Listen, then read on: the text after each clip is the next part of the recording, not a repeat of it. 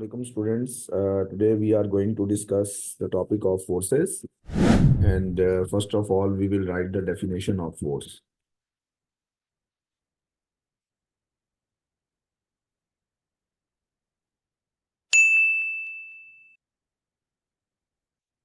अच्छा जी, फोर्स को बेटा हम डिफाइन करते हैं कि क्या है ये फोर्स। एक पुश या पुल है। ठीक है ना, हम कह सकते हैं कि फोर्स इज अ पुश और हाँ पुल। जैसे फॉर एग्जांपल अगर मैं आपसे कहूँ कि एक कार है, आपने उसको उसके ऊपर फोर्स लगाई तो इट मीन्स कि either you are pushing the car और पुलिंग द कार। ठीक है। तो जनरली फोर्स को हम ये कहते हैं कि ये पुश और पुल है। और अगर हम इसको थोड़े ब्रॉडर एस्पेक्ट में डिफाइन करें तो हम ये भी कह सकते हैं कि force is an agent that moves an object that moves और ट्राई टू मूव। ठीक है। मूव और try to move and stop और try to stop the object. तो हम ये कह सकते हैं कि फोर्स जो है वो एक ऐसा एजेंट है जो कि चीज़ों को या तो मूव करता है या मूव करवाने की इवन ट्राई करता है, और स्टॉप करता है या स्टॉप करने की ट्राई करता है। तो इसकी सिंपल एग्जांपल ये है कि सपोज करें अगर आप एक वॉल के ऊपर वॉल को आप पुश करना शुरू कर दें। अब वॉल मूव तो नहीं कर रही, अब वॉल मूव तो नहीं कर रही, लेकिन एटलीस्ट आप उसको मूव करने की ट्राई कर रहे हैं, तो ये भी आप एक फोर्स लगा रहे हैं। ठीक है। और सिमिलरली कोई बहुत हैवी ऑब्जेक्ट आपकी तरफ आ रहा है, आप उसको जो है वो पुश करके उसको रोकने की कोशिश कर रहे हैं। वो रुक नहीं रहा, but you are applying force. So ये फोर्स की डिटेल डेफिनेशन है। मैंने दो डेफिनेशन बेटा लिखी है यहाँ पर। फोर्स इज अ पुश और अ पुल, और force is an agent that moves और try to move, and stop और try to stop the object. ठीक है। तो अब अच्छा, अब फोर्स जो है ये क्या है, एक स्केलर क्वांटिटी है या वेक्टर है? तो डेफिनेटली आप फोर्स जब भी लगाते हैं तो एक स्पेसिफिक डायरेक्शन में लगाते हैं, तो हम ये बोलेंगे कि force is a vector quantity because it has specific direction. ठीक है जी। और थर्ड ये कि अगर फोर्स एक फिजिकल क्वांटिटी है तो डेफिनेटली इसके यूनिट्स भी होंगे। तो हम ये कहते हैं कि the S I unit of force is newton. ठीक है। और इसको हम रिप्रेजेंट करते हैं कैपिटल एन से। Force is always represented by capital N. ठीक है। तो ये कुछ बेसिक बातें थी फोर्स के हवाले से जो कि मैंने आपको बताई हैं। अच्छा, अब इससे आगे चलते हैं।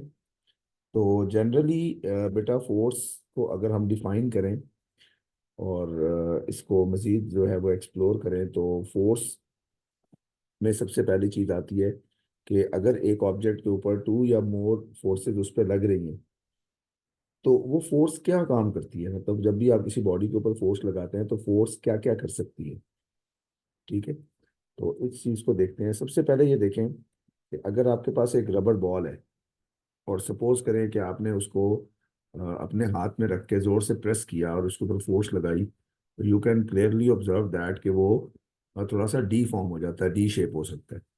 तो हम ये बोलते हैं कि जो फोर्स है वो बॉडी की शेप को चेंज कर सकती है। तो हम यहाँ पे लिखने लगे कि force can change the shape of object. ठीक है बेटा।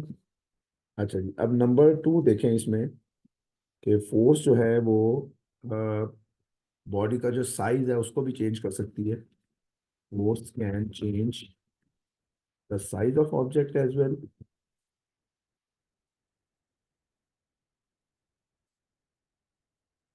और फोर्स जो थर्डली हम कह सकते हैं कि फोर्स डायरेक्शन को भी चेंज कर सकती है।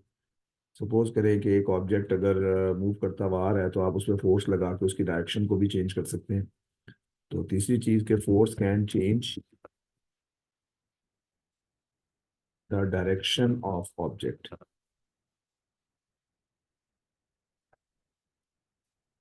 अच्छा, अब फोर्स क्या चेंज नहीं कर सकती? अच्छा, ये क्वेश्चन आप अपने आप से भी पूछ सकते हैं कि फोर्स कौन सी ऐसी चीज है जो फोर्स चेंज नहीं कर सकती। देखें बेटा, फोर्स जो है वो मास को चेंज नहीं कर सकती। फोर्स कैन नॉट चेंज,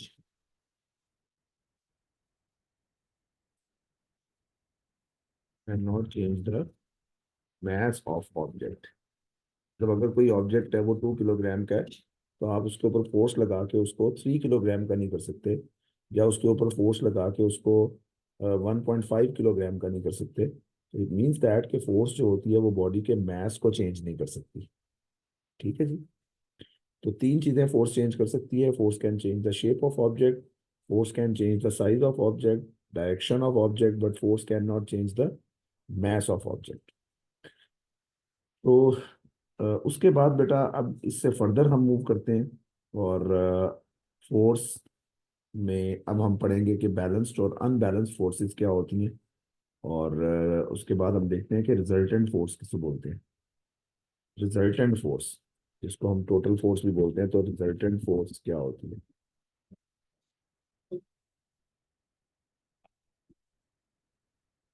ठीक है। तो ये अब देखिएगा। अच्छा बेटा, अब रिजल्टेंट फोर्स को अंडरस्टैंड करने के लिए मैं अगर आपसे कहूँ कि ये हमारे पास एक रोड है, और इस रोड के ऊपर अगर हम ये कहें कि एक कार जो है वो बेटा, इसके ऊपर एक कार जो है वो बेटा मूव कर रही है। ठीक है, यहाँ पे हम एक कार बनाते हैं।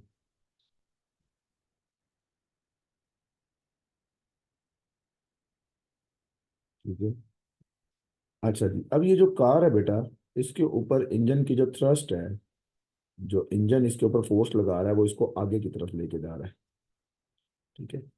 तो सपोज करें कि ये फोर्स जो है, ये आप कह लें कि कोई 10,000 न्यूटन है। इसके ऊपर जो फोर्स लग रही है इंजन की, इसको इंजन थ्रस्ट भी कहते हैं। ये फॉरवर्ड फोर्स है जो इसको आगे लेके जा रही है। लेकिन बेटा जो एयर की रेजिस्टेंस है और जो रोड की फ्रिक्शन है, ऑब्वियसली जो रोड की फ्रिक्शन है या जो एयर रेजिस्टेंस है, ये दोनों फोर्सेस जो हैं वो इसकी मोशन के ऑपोजिट होती हैं हमेशा। जैसे आपने देखा ना कि अगर आप बाइक पे जाएं, तो बाइक अगर फॉरवर्ड मूव कर रही होती है तो एयर की जो फ्रिक्शन होती है वो आपको पीछे की तरफ पुश कर रही होती है। तो ये दो फोर्सेस हैं। ये फोर्स जो है वो एयर की है। ये आप कह लो कि सपोज ये 2,000 न्यूटन है। और जो रोड की फ्रिक्शन है, फ्रिक्शन ऑफ द रोड, मैं छोटा सा साथ फ्रिक्शन लिख रहा हूँ। ये सपोज कर लें कि कोई अ, है 6,000। ऑलराइट। अच्छा, अब जो फोर्सेस बेटा सेम डायरेक्शन में होती है ना, आप उन दोनों को ऐड कर देते हैं। यानी कि इन दोनों की, ये जो एयर की फोर्स लग रही है 2,000, और फ्रिक्शन की फोर्स लग रही है 6,000, और जो इंजन की फोर्स लग रही है फॉरवर्ड फोर्स 10,000, इन सबको जब आप ऐड करेंगे ना, तो जो इन सब का सम आएगा that is called resultant force. ठीक है बेटा, ये मैं रिपीट कर रहा हूँ, जरा सुन लें कि अगर हम सारी फोर्सेस को ऐड कर दें, तो जो टोटल फोर्स आती है उसको हम रिजल्टेंट फोर्स भी बोलते हैं और नेट फोर्स भी बोलते हैं, एफ आर कह देते हैं इसको। तो यहाँ पे अगर मैं एफ आर को डिटरमिन कर लूँ कि रिजल्टेंट फोर्स कितनी है, देखें टोटल फॉरवर्ड फोर्स कितनी है। टोटल फॉरवर्ड फोर्स, अच्छा इसमें से माइनस कर देंगे टोटल फोर्स जो कि बैकवर्ड लग रही है, टोटल बैकवर्ड फोर्स। अच्छा, अब आप नोट करें कि फॉरवर्ड फोर्स कितनी है, 10,000 है। और टोटल बैकवर्ड फोर्स कितनी है, 2,000 और 6,000। ये दोनों को ऐड कर लें, क्योंकि ये दोनों एक सेम डायरेक्शन में लगेंगी ना, तो ये ऐड हो जाएंगी। तो 6,000 प्लस 2,000 कितना हो जाएगा, 8,000। तो कितना बच जाएगा, 2,000। इट मीन्स दैट कि जो रिजल्टेंट फोर्स है वो 2,000 है। अब ये बॉडी किधर जाएगी, ये बॉडी उधर जाएगी, उधर एक्सलरेट होगी जिधर फॉरवर्ड फोर्स ग्रेटर है। तो यहाँ पे बेटा बॉडी जो है वो फॉरवर्ड जाएगी, क्योंकि फॉरवर्ड वाली फोर्स ज्यादा है, बैकवर्ड वाली फोर्स कम है। तो हम ये कहेंगे कि फोर्स जो है वो, ये जो कार है या जो भी ऑब्जेक्ट है, वो फॉरवर्ड डायरेक्शन में आगे की तरफ मूव करेगा। इमेजिन करें कि अगर ये दोनों इक्वल हो जाए, मतलब फॉरवर्ड फोर्सेस और बैकवर्ड फोर्सेस इक्वल हो जाएं, तो फिर रिजल्टेंट फोर्स क्या होगी? थोड़ा सा आप थिंकिंग टाइम लें, आप इसमें सोचें कि अगर फॉरवर्ड फोर्स और बैकवर्ड फोर्सेस इक्वल हो जाएं, मतलब अगर ऐसा होता, कुछ ऐसी सिचुएशन होती कि फॉरवर्ड फोर्स 10,000 की बजाय 8,000 होती, और आप नोट करें कि बैकवर्ड फोर्स भी 8,000 है, तो 8,000 माइनस 8,000 कितना हो जाता? जीरो हो जाता ना। तो इसको हम बोलते हैं कि ये दोनों फोर्सेस का रिजल्टेंट फोर्स जीरो आ गई। तो ऐसी फोर्सेस जिनका रिजल्टेंट जीरो आ जाए, उनको बोलते हैं बैलेंस्ड फोर्सेस। ठीक है, तो ये मैं लिख देता हूँ, ये बड़ी इंपॉर्टेंट बात है कि इफ रिजल्टेंट फोर्स या if sum of all forces acting on an object is zero, then forces are called balanced forces. तो हम ये कहते हैं कि फोर्सेस ने क्या कर दिया, एक दूसरे को बैलेंस कर दिया है, और ठीक है, या इनको हम नाम देते हैं कि ये बैलेंस फोर्सेस हैं। अच्छा, जब फोर्सेस बैलेंस होती है ना बेटा, तो दो ही कंडीशंस होती हैं, इसको इक्विलिब्रियम की कंडीशन बोलते हैं। This is called the state of equilibrium. When resultant force is zero, then the forces are called balance forces, and the body, and this condition is called, and this situation चले क्या देते हैं, situation is called equilibrium। ठीक है, तो जब body में balance forces zero हो जाती हैं और वो बॉडी इक्विलिब्रियम में गेन कर लेती है, तो इसमें दो ही सिचुएशंस होती हैं। ठीक है, यानी कि जब रिजल्टेंट फोर्सेस बेटा जीरो होंगी, फोर्सेस बैलेंस करेंगी, तमाम फोर्सेस का सम जीरो हो जाएगा। So there will be two conditions, या तो बॉडी रेस्ट में होगी, और या फिर बॉडी यूनिफॉर्म वेलोसिटी से करती रहेगी, कांस्टेंट वेलोसिटी से गेन मूव करती रहेगी। यूनिफॉर्म भी कह सकते हैं इसको, कांस्टेंट वेलोसिटी भी कह सकते हैं। So when the resultant force is zero, the body will be either at rest, और body will be moving with uniform और कांस्टेंट वेलोसिटी। ठीक है जी। तो ये है कि बैलेंस फोर्सेस क्या होती हैं, और अगर फोर्सेस बैलेंस नहीं है, तो बॉडी या तो स्पीड अप होगी या स्लो डाउन होगी। अगर फॉरवर्ड फोर्स ग्रेटर है तो बॉडी स्पीड अप होगी, और अगर बैकवर्ड फोर्स ग्रेटर है तो बॉडी जो है वो स्लो डाउन होगी। तो ये हमारे पास फोर्सेस जो हैं उनके कुछ बेसिक पॉइंट्स हैं। अच्छा, अब यहाँ पर जो है वो, अब फोर्सेस जो हैं उनकी टाइप्स क्या हैं, फोर्सेस की क्या क्या टाइप्स होती हैं, और फोर्सेस को जनरली हम दो टाइप्स में कैटेगराइज करते हैं। एक होता है कांटेक्ट फोर्स, और एक होता है नॉन कांटेक्ट फोर्स। ठीक है, इसके ऊपर अभी हम फिर बात करते हैं कि कांटेक्ट फोर्स और नॉन कांटेक्ट फोर्स क्या होते हैं। ठीक है, मैंने आपको बताया था कि ग्रेविटेशनल फोर्स क्या होती है। नॉन कांटेक्ट फोर्सेस में फर्स्ट ऑफ ऑल जो फोर्स आती है बेटा, वो है ग्रेविटेशनल फोर्स। क्या मैंने बताया था ग्रेविटेशनल फोर्स के बारे में? It is the force between between two objects. ठीक है ना, बिटवीन टू मैसेज भी कह सकते हैं, बिटवीन टू ऑब्जेक्ट्स भी कह सकते हैं। तो इसको मैंने लिखवाया भी था कि it is the force of attraction, it is the force of attraction between any two objects. नहीं बेटा, बातें नहीं, बस एनी टू ऑब्जेक्ट्स और एनी टू मैसेज। ठीक है, तो मैंने ये बोला था कि ये जरूरी नहीं होता कि ये कांटेक्ट में आए तो फोर्स लगे। इसकी मैंने एग्जांपल आपको दी थी कि earth is rotating around sun, तो कोई कांटेक्ट तो नहीं है ना, लेकिन फिर भी सन अर्थ को अट्रैक्ट कर रहा है, दैट्स व्हाई वो क्या कर रही है, रोटेट कर रही है अर्थ अराउंड सन। तो इसकी मैंने एग्जांपल्स में आपको बताया था force earth is rotating around sun due to gravitational force, ठीक है। और उसके अलावा मैंने ये भी बताया था आपको, ये एग्जांपल भी दी थी कि moon and other satellites are rotating around earth due to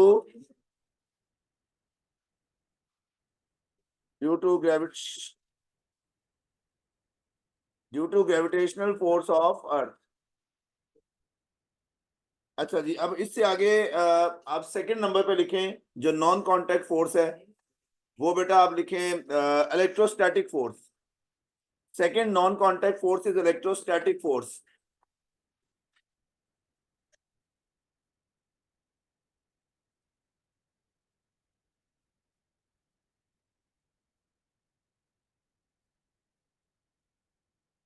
electrostatic force, अब ये जो फोर्स होती है ना बेटा, ये बिटवीन टू चार्जेस एक्ट करती है।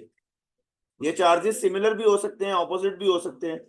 तो आप ये लिखेंगे it is the force of attraction और रिपल्शन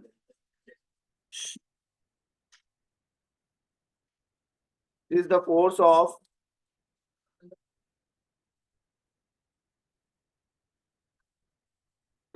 ऑफ अट्रैक्शन और रिपल्शन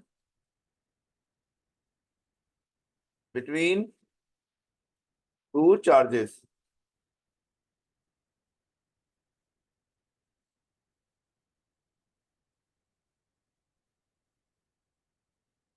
और रिपल्शन बिटवीन टू चार्जेस। अच्छा बेटा, अब अगर मैं आपसे ये कहूं कि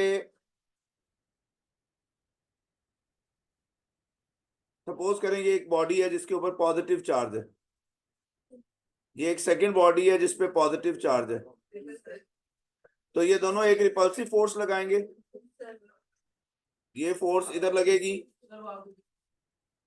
ये इधर जाएगा, तो ये फोर्स ऑफ रिपल्शन होगी। इसी तरह अगर हम सपोज कर लें, आप एक शेर इधर थोड़ा सा साइड पर लैपटॉप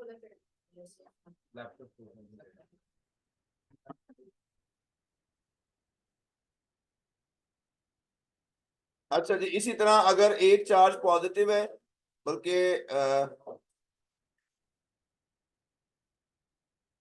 अगर मैं ये कहूं कि दोनों नेगेटिव हैं,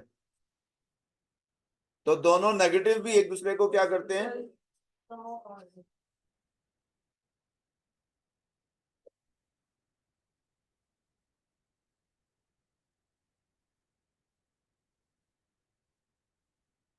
और अगर एक पॉजिटिव और एक नेगेटिव है तो ये दोनों एक दूसरे को क्या करते हैं, ये इधर फोर्स लगेगी, दोनों की फोर्स एक दूसरे की डायरेक्शन में होगी। तो इसका कंक्लूजन मैं लिख रहा हूं यहां पे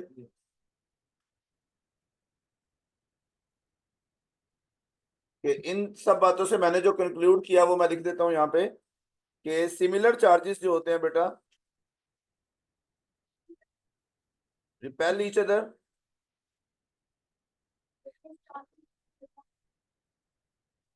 और नंबर टू बात के opposite charges repel each other.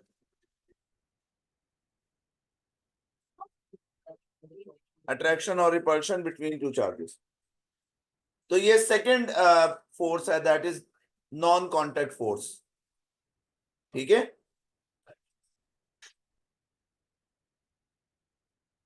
Done.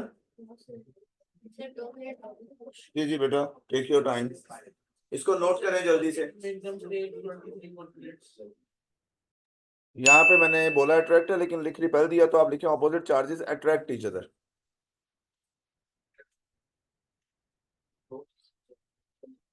ये करेक्शन कर लें, रिपेल की बजाय अट्रैक्ट आएगा यहाँ पे। थर्ड लिखे बेटा, third force it is magnetic force अच्छा जी, it is also a force of attraction और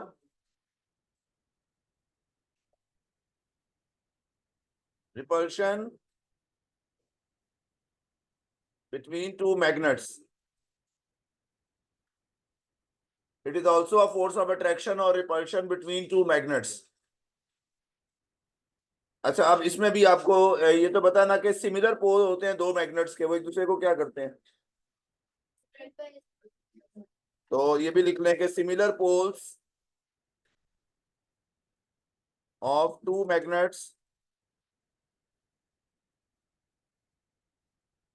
repel each other and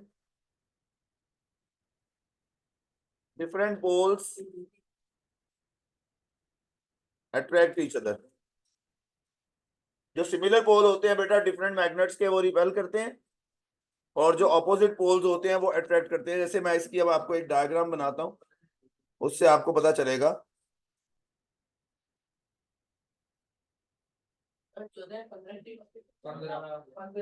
अच्छा जी, अब ये देखें जरा।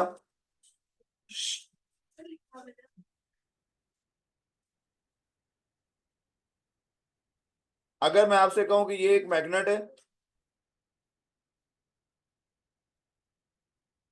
ये उसका एक मैग्नेट के दो पोल्स होते हैं, एक नॉर्थ पोल होता है और एक क्या होता है, साउथ पोल। जक्रिया बेटा पढ़ लो। और अगर दूसरे मैग्नेट का भी मैं नॉर्थ और साउथ इधर ले आऊंगा, तो ये दोनों जो है वो एक दूसरे के ऊपर रिपल्सिव फोर्स लगाएंगे। ये इसको इधर रिपेल करेगा, ये इसको इधर रिपेल करेगा बाय फोर्स एफ। ये दोनों एक दूसरे को रिपेल कर देंगे। और अगर डिफरेंट पोल्स एक दूसरे के लेकर आएंगे, सपोज करें कि ये एक मैग्नेट है, सिमिलर पोल्स नेचर का लॉ है ना, ये रिपेल करते हैं बेटा एक दूसरे को, नेचुरल फोर्स है ये। अब आप मुझे बताएं जो साउथ पोल है, अब आप मुझे बताएं नॉर्थ और साउथ एक दूसरे को क्या करेंगे, अट्रैक्ट करेंगे ना। ये नॉर्थ साउथ की तरफ जाएगा, साउथ नॉर्थ की तरफ जाएगा, तो ये दोनों अट्रैक्टिव फोर्स लगाएंगे। चले जी, अब बेटा उसके बाद नेक्स्ट,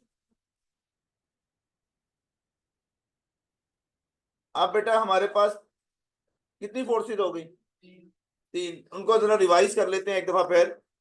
सबसे पहले gravitational force, it is only an attractive force, ये कभी रिपल्सिव नहीं हो सकती। नंबर टू, मैंने आपको बोला इलेक्ट्रोस्टैटिक फोर्स, ये चार्जेस के मिड में होती है। रेस्ट, जो चार्जेस रेस्ट पे होते हैं ना, वो एक दूसरे के ऊपर फोर्स लगाते हैं।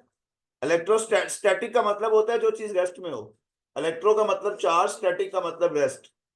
तो ये वो फोर्स है जो रेस्ट में चार्जेस में लगती है आपस में। और इट दिस फोर्स में भी अट्रैक्टिव और रिपल्सिव। तो मैंने आपको बताया कि सिमिलर रिपेल करते हैं और ऑपोजिट एक दूसरे को क्या करते हैं। फिर मैंने आपको बताया magnetic force. So just like electrostatic force, this force में बी अट्रैक्टिव और रिपल्सिव। और मैंने इसके बारे में बोला कि जो सिमिलर पोल्स होते हैं मैग्नेट के, ये रूल याद कर लो अच्छे तरीके से। सिमिलर पोल्स क्या करते हैं, देखो दोनों में कॉमन बात है, इलेक्ट्रोस्टैटिक और मैग्नेटिक में सिमिलर रिपेल करते हैं, ऑपोजिट उसमें चार्जेस हैं, इसमें मैग्नेट है। तो ये मैंने डायग्राम भी बनाई है ताकि आप लोगों को जो है ना वो अच्छे तरीके से आप अंडरस्टैंडिंग आपकी डेवलप हो सके। अब थर्ड लास्ट वन रह गई, फोर्थ। फोर्थ वन, आप फोर्थ वन लिखे, न्यूक्लियर फोर्स।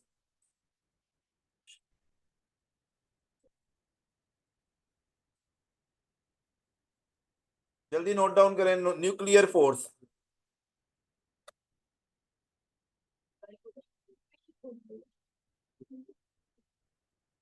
अच्छा जी, अब ये जो न्यूक्लियर फोर्स है ना बेटा, just like gravitational force, it is only an attractive force. तो आप लिखें कि it is an attractive force between all the particles inside the nucleus.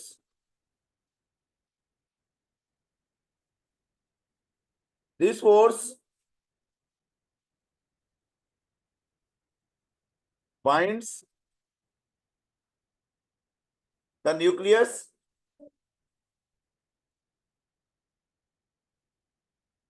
this force binds all the particles inside the nucleus। इस force की वजह से जितने भी पार्टिकल्स होते हैं ना वो न्यूक्लियस के अंदर बाइंडेड फॉर्म में रहते हैं। तो आप ये भी कह सकते हैं, so we can say that this force is responsible for the stability of nucleus.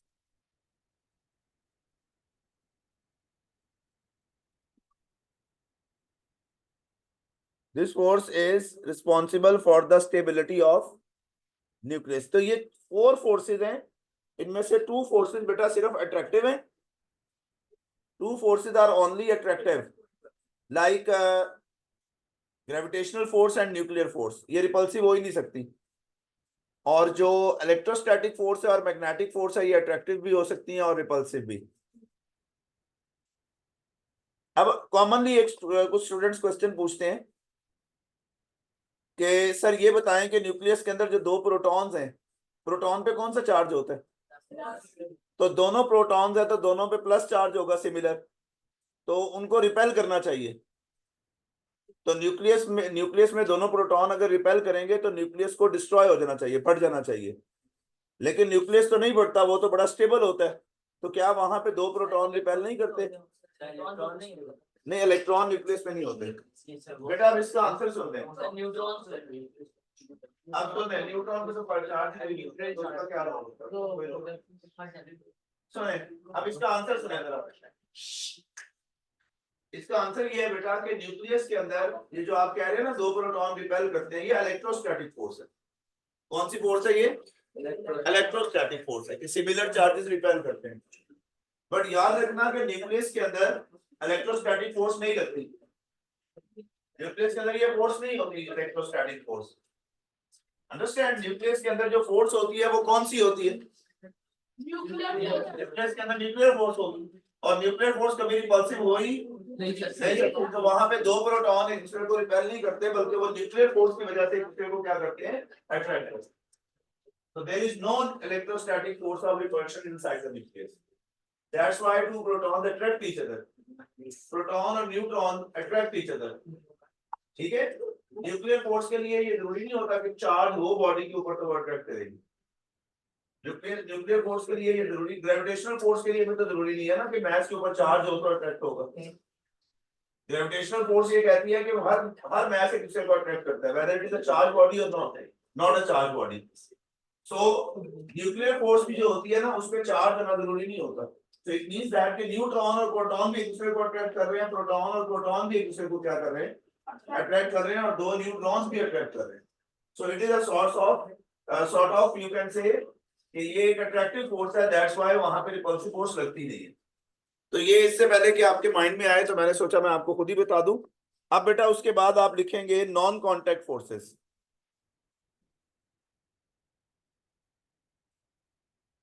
Sorry, contact forces.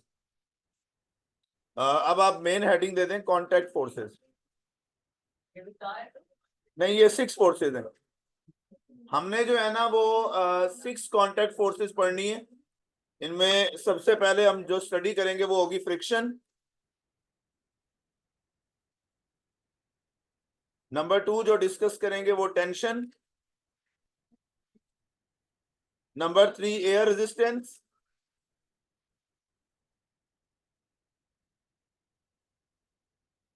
Number 4 viscous drag force.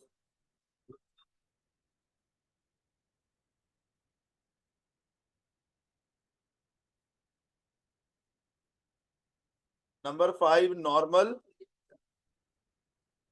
Reaction, normal reaction force.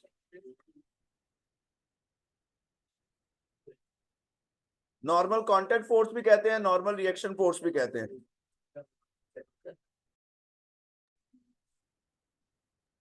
When two objects in contact move or slide, then a retarding force acts between them.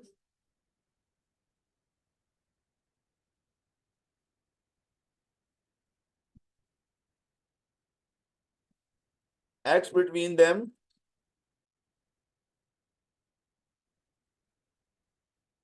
That is called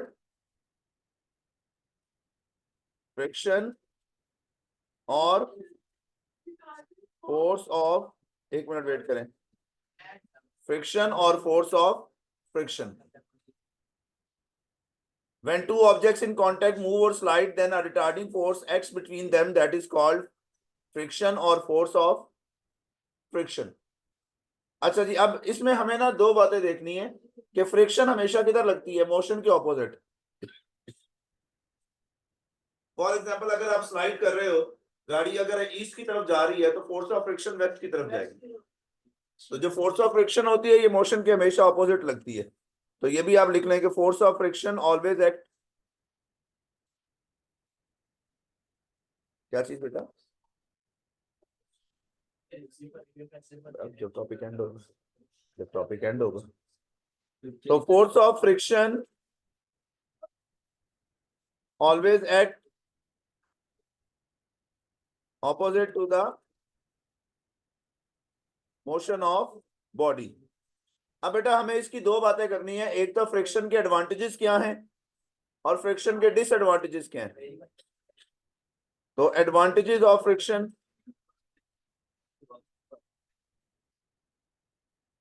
advantages of friction में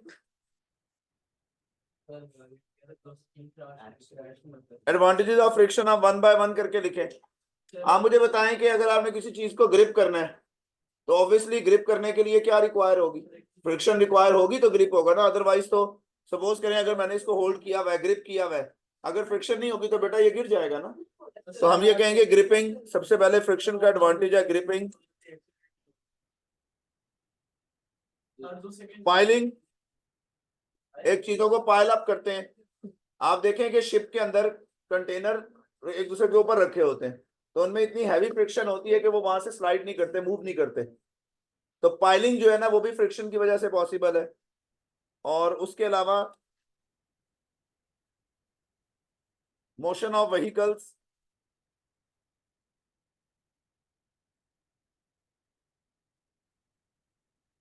motion of vehicles obviously जब road में friction कम होती है तो गाड़ियां slip नहीं होती. Snowfall में क्या होता है, ड्रिफ्ट करती हैं या स्लिप करती हैं क्योंकि फ्रिक्शन कम हो जाती है. और कोई एग्जांपल देगा?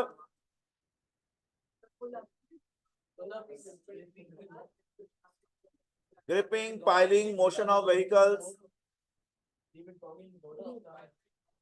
राइटिंग. आप ये जो लिख रहे हैं ये फ्रिक्शन होती है between page and pen. Friction से थोड़ी सी हीट प्रोड्यूस होती है, वो इंक मेल्ट होती है और उससे फ्लो उसका बन जाता है. तो राइटिंग जो है it is also because of friction.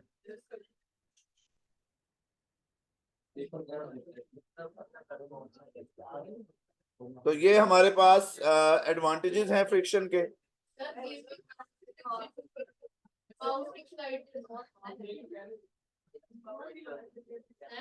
ये नोट कर लें एडवांटेजेस ऑफ फ्रिक्शन में, gripping, piling, motion of vehicles और राइटिंग. और अब छोटी सी हेडिंग दे दें डिसएडवांटेजेस, वो कल करेंगे डिसएडवांटेजेस ऑफ फ्रिक्शन.